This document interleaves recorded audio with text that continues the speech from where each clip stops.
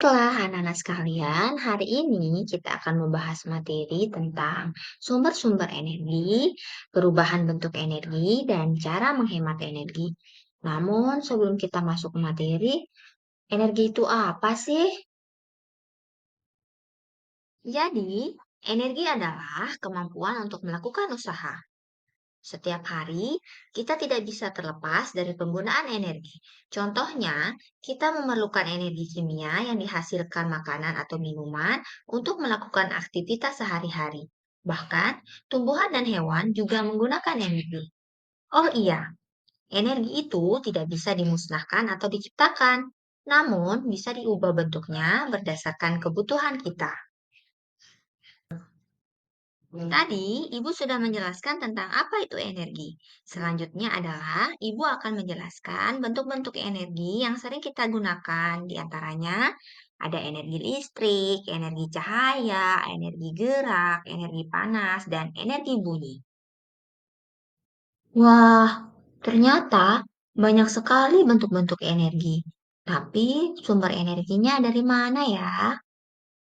Nah, untuk menjawab pertanyaan tadi, mari kita ke slide selanjutnya.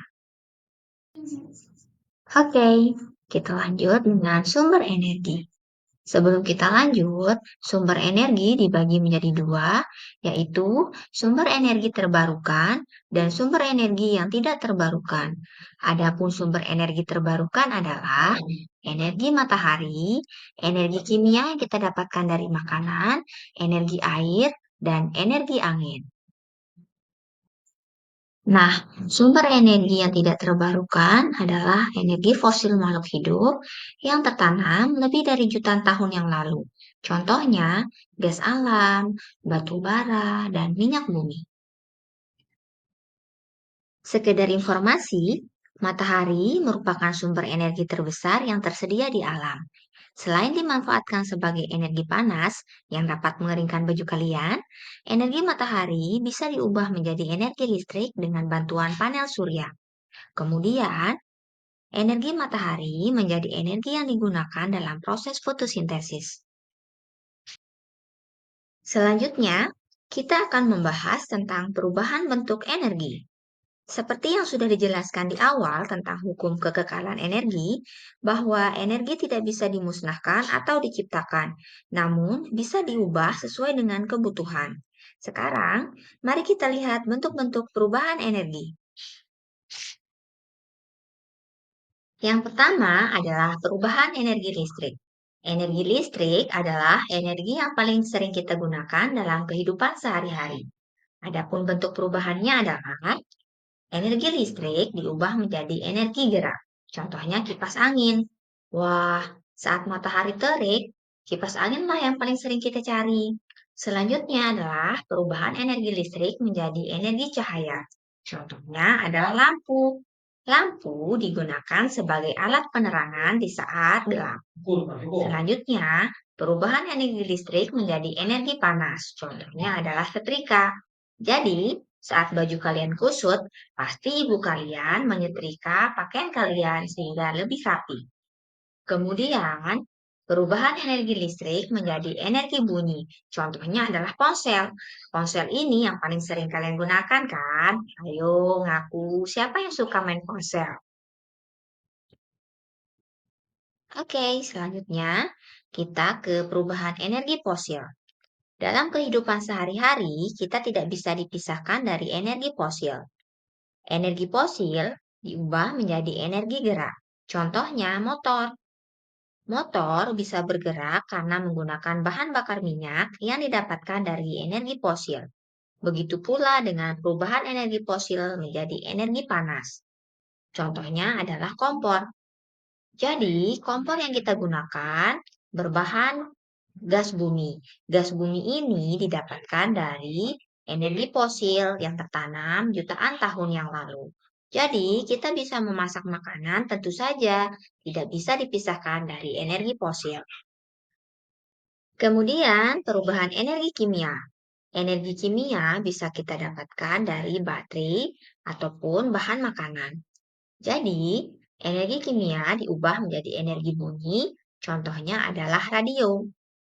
Perubahan energi kimia menjadi energi cahaya, contohnya adalah senter. Kemudian energi kimia diubah menjadi energi gerak, contohnya adalah robot-robotan ataupun mainan yang kalian gunakan di rumah kalian. Pernah nggak kalian berpikir mengapa kita bisa melaksanakan aktivitas setiap hari? Tentu saja karena ada energi kimia di dalam tubuh kita yang berasal dari bahan makanan atau minuman yang kita konsumsi setiap hari. Karena 80% pembangkit listrik menggunakan energi fosil sebagai bahan bakar, tentu saja membuat energi fosil semakin berkurang di alam. Oleh karena itu, kita bisa mengganti penggunaan energi fosil menggunakan energi alternatif yang berasal dari sumber energi yang terbarukan. Energi alternatif memiliki peran penting dalam menyelamatkan bumi dari dampak negatif penggunaan bahan bakar fosil. Sumber energi seperti matahari, angin, dan biomasa menjadi pilihan yang semakin populer karena ramah lingkungan dan berkelanjutan. Dengan memanfaatkan energi matahari, kita dapat mengurangi emisi gas rumah kaca yang berkontribusi pada perubahan iklim.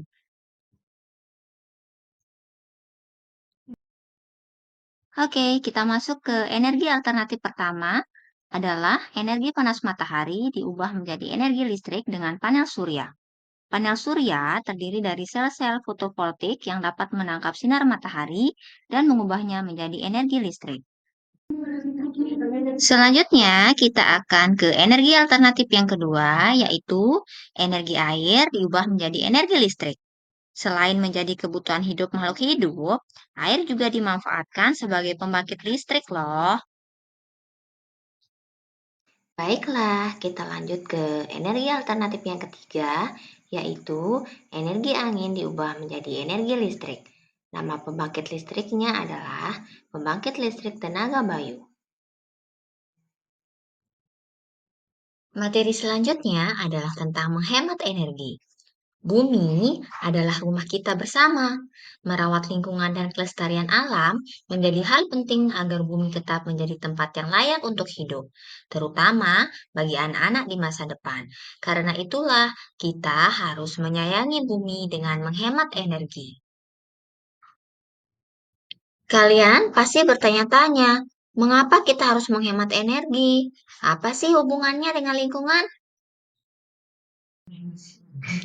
Tentu saja, kita harus menghemat energi karena sebagian besar energi yang kita gunakan dalam kehidupan sehari-hari adalah berasal dari bahan bakar fosil, yang merupakan sumber energi yang tidak dapat diperbarui.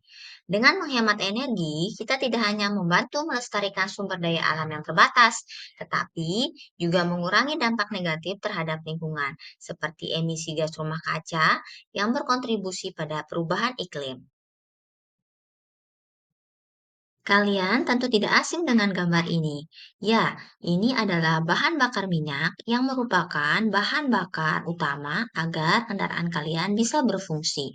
Namun, kalian harus ingat bahwa minyak bumi merupakan bahan bakar fosil. Penggunaannya terus meningkat setiap tahun.